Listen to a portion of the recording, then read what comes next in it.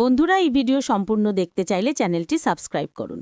গল্পের শুরুতে দেখা যাবে সংযুক্তা সোহাগকে বলে, এটা তোমাদের গ্রাম না, এটা হলো শহর। গ্রামের পচা সনৎকার এখানে চলবে না, তাই এই সমস্ত আলপনা কাল্পনা চলবে না।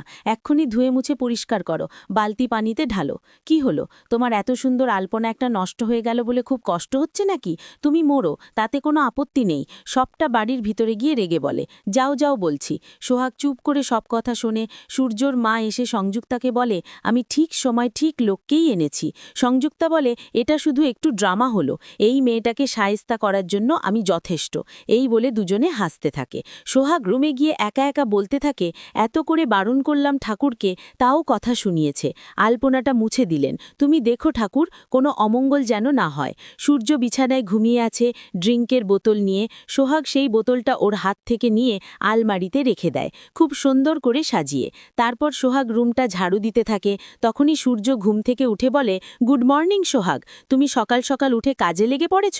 ভালো, খুব ভালো। সকাল সকাল কাজ না করলে সূর্য বলে, আমার বন্ধু কোথায়? ড্রিঙ্কের বোতলকে চাদরের নিচে কি ঢুকে গেল নাকি? বন্ধু, তুমি কই গেলে তুমি?